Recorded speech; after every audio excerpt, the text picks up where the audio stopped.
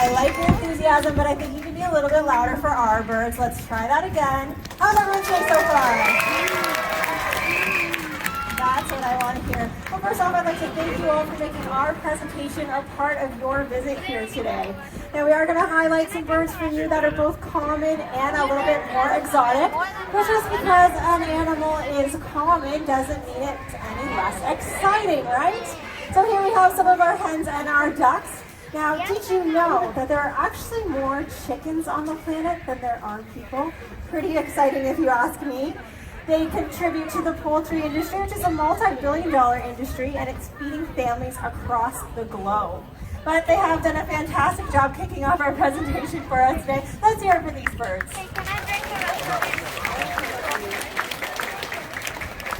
So we are going to highlight some exotic species for you now. Now, what makes a bird exotic? Well, it might be one that you don't get to see each and every day. It might be all the way across the world, let's say in Australia. So that's exactly where our next bird is native from. We're going to have Fez come on out here, and Fez is our laughing kookaburra. Laughing kookaburra does make its home in the woodlands of Australia, and there they have been nicknamed the Bushman's alarm clock. That's because of that very loud, laughing call that's most often projected at dawn and at dusk. Now, this is a territorial call, so all they have to do is fly to the edge of one territory. You're going to sit, you're going to wait, you're going to listen. They're going to listen for other kookaburras to call back to them. This will indicate where one territory ends and the next one does begin. Happens to be called India its home, and happens to be the national bird of that country. So we're going to have Raj come on out here. Once he turns that corner, I know that you guys are going to know exactly what he is. What is he? A peacock. Now, these birds are known as peafowl. Only the males are the peacocks, the females are the peahens, and the babies are peachicks. Now that Raj is coming up nice and close, you can tell that he is a male. And that's because of that beautiful blue coloration on his head and his chest. Looks like he is a little bit spooked today. He's not going to come and visit us today. But if you did notice that he is lacking that long train, we're going to see if we can get him back on out here. Let's get one more glimpse. Now, he is lacking that long train. That's because you've come to visit us actually at the end of the breeding season. The males will drop those train feathers one by one, signaling that it is the end. This happened a couple of weeks ago. They have shorter, stiffer tail feathers underneath to help prop up that train to hopefully attract females for the breeding season. It looks like he's a little bit shy today, but he showcased his beauty nonetheless. That was Raj, our Indian peafowl.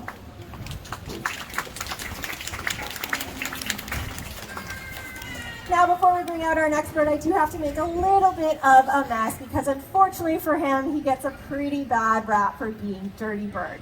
He is native to Africa, however, he does have his counterpart here locally in North America. And coming on out now will be Minnie Joe, and Minnie Joe is our African pied crow, a member of the corvid family, which includes the magpies, the jays, as well as the ravens. These birds have an intelligence comparable to chimpanzees and dolphins.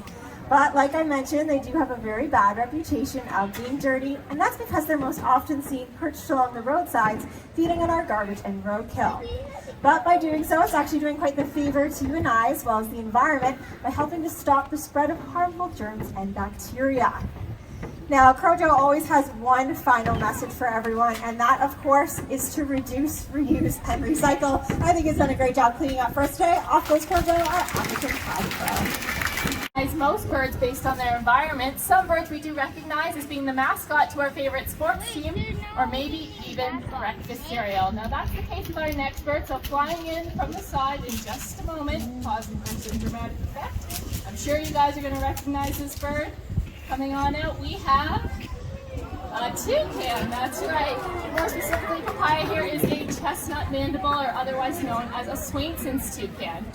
Now, the Swainson's toucan is the second largest species of toucan, just smaller than the Toco toucan.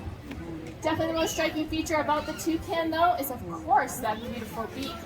That beak is 4 times the size of Papaya's head and nearly the length of her entire body. Now, you would think a structure like this would be rather heavy, but to put it into perspective, if you were to take all the feathers on Papaya's body and weigh them, her beak could actually weigh less than all those feathers put together. Now, scientists have come up with several theories as to why the toucan does possess this beak. One being it does help in mate attraction and selection, as the male's beaks are slightly larger than the females. So if we did have a male of this species out here today, you would be able to tell the difference between him and papaya just by looking at that beak. It also does help to intimidate smaller birds and assist them in predation. One of my very favorite theories, though, is much like the radiator of our cars, our bell can actually help to cool her on a hot day like today. And finally, it does allow them to reach fruits on branches that otherwise would not be able to support their weight. Now, I did say fruit, as these guys are frugivores. So what does that mean? It's a fancy way to say they primarily eat fruit. But during the breeding season, when they do need a little extra protein, what they'll do is swoop into neighboring nests to steal some eggs or maybe some fledglings. Now, believe it or not, papaya does have a relative right here in Ontario, that being the woodpecker. And they do share a couple of common features, one being a featherly-like tongue and the other being zygodactyl feet.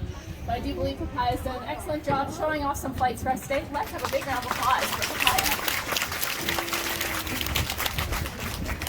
Now, we are used to seeing toucan in tropical environments, but another popular face of these destinations are members of the parrot family. There are over 350 different species of parrots existing in our world today. Sadly, though, they're not doing all that well for themselves, as nearly 50% of these are facing extinction. Factors such as habitat loss, trapping for the illegal pet trade, as well as loss of nesting sites are just a few of the factors why we are seeing declines in their wild populations. Well, here at African Lion Safari, we are fortunate enough to house a wide variety of different parrot species, some of which we're going to introduce to you now. Now, as I turn that back corner, what's the very first thing you're going to notice about them? They're simply just bright and beautiful birds. And they do stand out quite a bit in our dull safari environment. However, you would have to imagine in their own natural environment, they actually blend in quite well, with the green leaves, the red and yellow fruit, and the bluish shadows of the rainforest that they call home. Now, while they're up nice and close, the next thing you're going to notice on them is that clutchy beak. It is perfect for breaking into hard-to-open nuts, as well as their tongue has a small bone in it, ideal for tapping into fruits.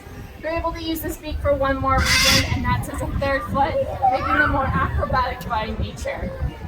Now, like papaya, they have unique looking feet. They do have zygodactyl feet. This means they have 2 toes facing forward and 2 toes facing backwards. This does allow them greater agility as they're traversing the branches of the rainforest. Now, even though they spend most of their time perched in these rainforest canopies, it is a beautiful sight to see them take flight. They will top speeds of 50 to 60 kilometers per hour and then use those long, beautiful tails you see on our macaws out here today to steer themselves, as well as to fan them out when they do need to have a nice, safe landing. Now, despite all of these characteristics, parrots are best well known for one thing in particular. Can anyone tell me what that is? Just go ahead and shout it on out if you know. First steps in conservation are, of course, education. So we hope you not only enjoyed meeting our birds, but maybe you learned a few things along the way. Now, on a little bit of a conservation note, I would like to introduce you to two very special birds among us. This here is Levi and Benny. Now, the reason why they are a little bit more special than the other birds we met today is because, unfortunately, they are a blue-throated macaw, which happens to be a critically endangered species. There are only a few hundred blue-throated macaws remaining in Bolivia, the only country they can be found, making them the most endangered macaw in the wild today. Just to put that in a little bit of perspective, look around you. There's actually more of you sitting in front of me right now than there are their wild counterparts. But on a little bit of a brighter note, we did introduce these guys back in 2018. They were our first blue-throated macaws hatched here at the park. And in partnership with the World Parrot Trust, we continue those efforts, not only here locally in our own facility, but in the wilds of Bolivia as well. So you coming here today actually does help with that, so a big thank you to all of you. Now, before you leave, we do want to have a friendly reminder to stay socially distanced. There are actually 2 exits out of the amphitheater. We encourage you to use them. And if you'd like to continue to learn about birds, there is a Birds of Prey flying demonstration happening in about 15 minutes around the corner in our conservation center. But for right now, I think Wasabi has one last thing he'd like to say. Eyes from Wasabi to all of you. Thank you so much for joining us here at Parrot Paradise. Enjoy the rest of your day at African Lion Safari.